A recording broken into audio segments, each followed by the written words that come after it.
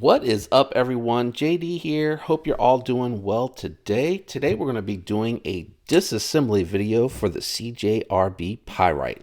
Highly recommend the WeHa bits and tools that I have linked down in the description along with this work mat. I have added the Scout tool that is made for CRKT. I really like this one because it holds the bits in here, but it's the full-sized bits, so you can use them with a multitude of drivers. You can see my tin has gotten plenty of use here. This has the 6 and the 8 in there, but that WeHa bit, I am not worried at all. I didn't check the bits before we got started. I'm hoping T8, and then I'm assuming everything else is T6. Yep, so T8 in there. This one here does not appear to have a captive pivot, which is probably how they were able to save a little bit of cost on this, also using their own AR-RPM 9 blade steel.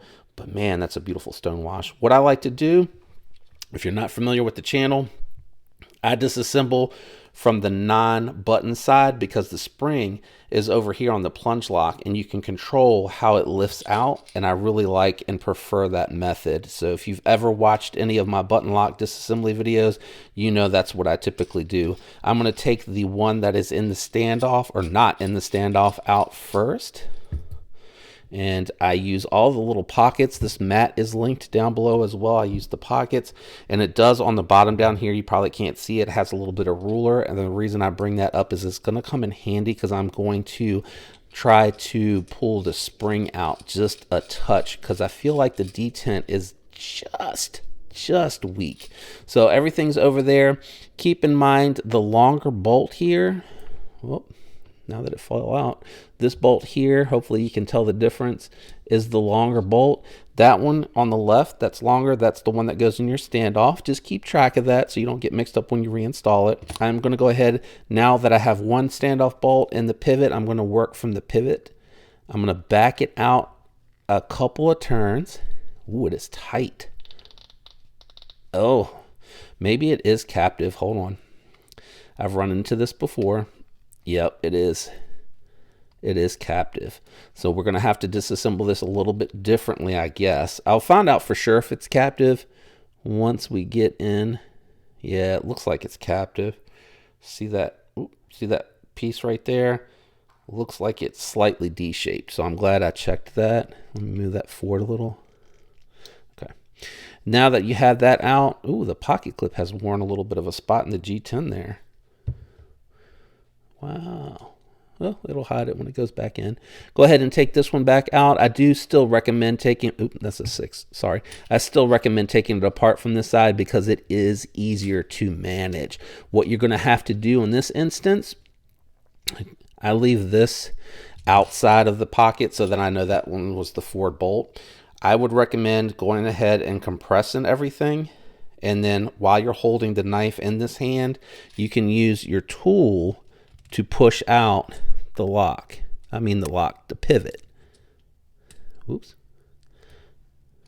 Oh, it's starting to come apart over here. That is not what I wanted. Wonder why that pivot is not coming out. Give me 1 second. There we go, lock it in place. Give me 1 second. Later that same evening.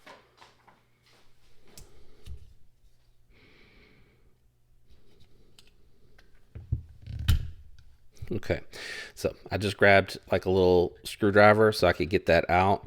And then what you can do at this point is you can go ahead and remove the blade. You notice here that it has the nylon washers with the ceramic bearings, which is another way that they're able to save some money.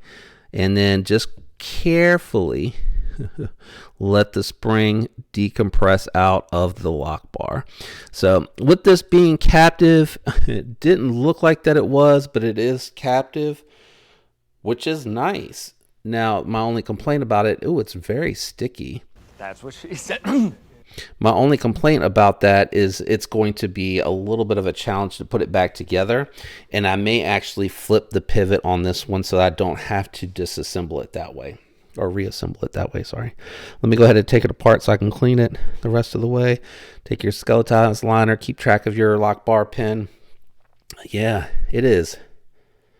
It is sticky. So we're going to be using rubbing alcohol today. So let me switch cloths. I have one over here. That'll probably really improve the action. I don't know what type of adhesive they're using, but it is very sticky. And it is, these bearings are like stuck in here. It's really quite interesting the way that it's made. So what I would recommend, take your spring and just measure where it's stopping at. So mine is right about 3/4. So I don't want to take it too much. I'm going to take it just over 3/4 by stretching it out just a little. Let me check it now. Doesn't take much. Apparently it takes a little bit more than that though. So I'm going to stretch it again. Grab it from here. Okay.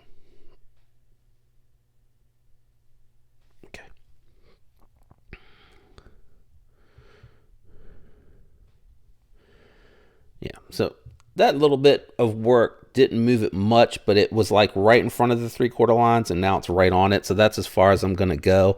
Let's go ahead and, Lord have mercy, it's a tight fit, man. Some very impressive tolerances here going on. So I'm going to spray. I'm going to start with the blade, work my way to the washers, which are really tight in here. And then, Lord have mercy, I'm going to clean everything that came from the factory off with the rubbing alcohol. Good gracious. Because they're ceramic, I can't use the magnet trick. There we go. So I'm going to clean everything off that came with it with the rubbing alcohol. I am going to work my way from the blade to the pivot, to the washers, pivot bolt, and then I'm going to clean the liners, and then I'm going to clean the scales, and then I'm going to put it all back together. So I'm going to probably, no, I'll just go through it with you, let you watch it. So I'm going to put a little bit of alcohol on my cloth because it won't dissipate so quickly. And then I'm going to clean inside the pivot as well, or inside the blade where the pivot hits to make sure there's nothing on there. I'm going to clean where the plunge lock hits on the knife. And then I'm going to hit the spine, and I'm going to hit the outside of the spine, because when that plunge lock comes out, it's riding against the blade here. So I want all of this clean, and then I'll show you how to properly lube that, or how I prefer to lube that. We'll go ahead and clean the ceramic balls inside the nylon washers. And this one doesn't matter which way it goes because they are perfectly centered with the way that these washers are built. So we'll go ahead and clean those off as well. I'm going to clean off my pivot bolt because I have no clue what is in or on that pivot bolt, and then we'll lube that up as well. Hopefully you're able to tell that is where the D shape is. So hopefully that has helped you. I'm going to go ahead and take the button out as well. And I'm just going to clean that up and put it back. No lock stick, so I'm not worried about polishing it. And then I'm going to clean off the scales last. And I can still feel that the rubbing alcohol is there, so no issues or concerns with that. And it feels nice and smooth, and it's not sticky at all now. All right, and then I'm just going to clean the G10 off as well. All right, so that should be all that you need the cloth for. So you can go ahead, put your plunge back. I'm hoping this doesn't take it out of center by flipping the bolt, but it's just going to make it really easy to reassemble this bolt if you go ahead and stick it in reverse so that you can lay that side down. If it does, I'll show you that it did so that you don't have to do that. And if it doesn't, I will... There it is. So that you can decide yourself if you want to flip it. I think for reassembly, this is just the easier way to go. Good gracious. Hold on. Am I moving the D around too much? There we go. There we go. All right, so now it should be really easy to reassemble. There we go. It all lays flat. Everything's in place. stop pin's on the other side. I'm just going to move it now so that I'm not battling with anything falling out when we go to reassemble this. Okay. All right, now get your lube and go ahead, lube the liner that the balls are going to ride on. And then make sure you get a little bit. I wouldn't go on the D. I would rub on 3 of the 4 corners. Go ahead and put your washer on. Put your blade on.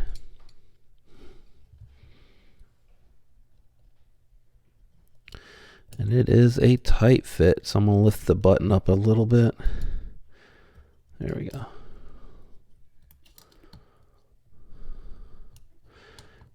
Oh man, it is a tight fit. I'm trying to get the button in there. Damn. Yep. Just cut my finger. Of course. 20 minutes later. All right, now that you got that side in, be really careful. I just nicked myself on that edge of that blade, and I'm trying to let it scab up a little bit real quick so we can finish this video. And then go ahead, same thing. Make sure you got your lube ready to go there. Reinstall your last bearing. Should be good to go. And then, oh, I almost forgot. Make sure you put lube here for the track. And then you can reinstall the scales, or the skeletonized scales. Everything should fall into place here. Yeah, everything feels good. You can put your spring back in place. And give me one more second. All right, sorry, I had to grab a Band-Aid really quick just to let that dry up. It's a tiny little nick, but I didn't want to keep bleeding and trying to do this. So once you have your spring in, keep your tension on here. And what I would recommend at this point is go ahead and get your pivot bolt started. And once you have that going, you can go ahead and sit it down without over tightening it, and then get your body screw in and check your centering at this point, since we're flipping the pivot around to make this easier to reassemble. All right, let's get this body screw in. I think this was a 6, wasn't it a 6, guys? I think it was. There we go. And then, yeah, it's definitely a 6. You can tighten this one all the way down. All right, let's check the centering. I might need to adjust the pivot slightly. I gotta remember it's this side now. Just a little tighter. Yep, dead center.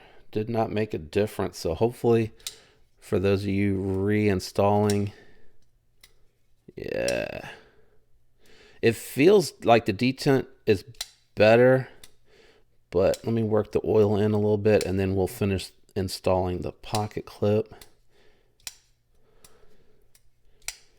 Yeah, detent feels better, much better.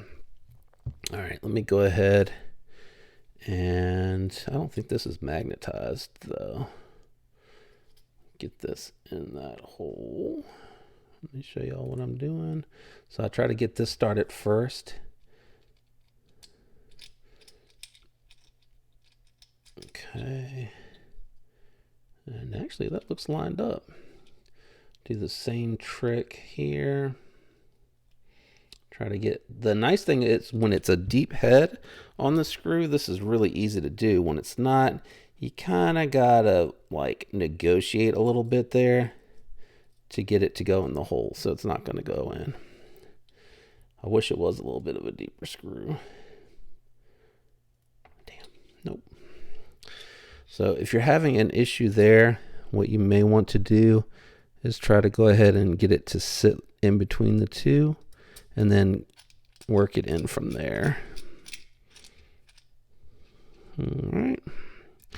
I'm gonna check and make sure, yeah, that's snug. You don't need to over tighten these though. This is plenty of body screws. Still centered.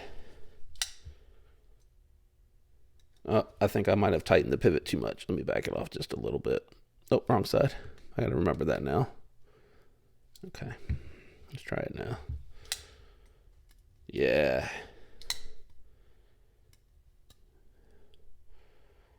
Is there any blade play?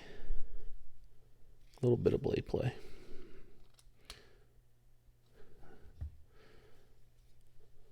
A little bit of blade play still.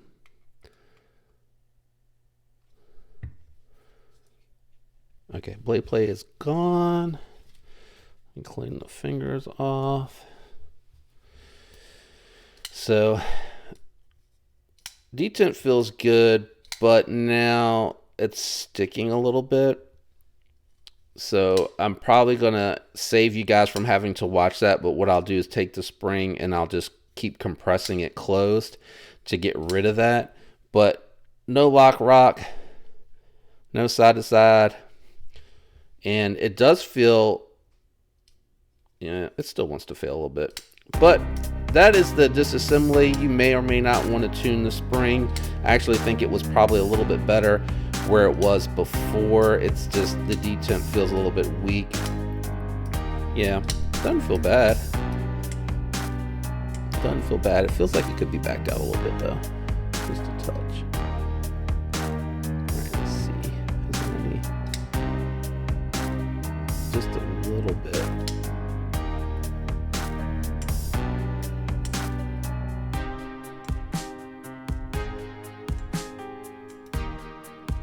Yeah, I don't know.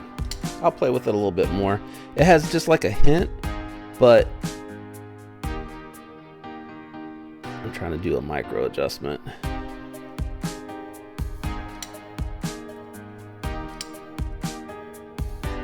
Yeah, it's somewhere in there. It needs like a fine tune.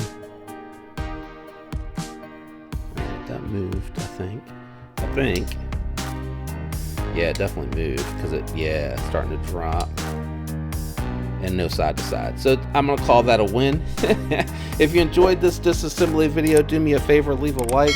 Consider subscribing if you're not already subscribed. Thanks to each and every one of you who are and regularly support the channel. I appreciate each and every one of you. I hope you have a fantastic week. And until next time, peace.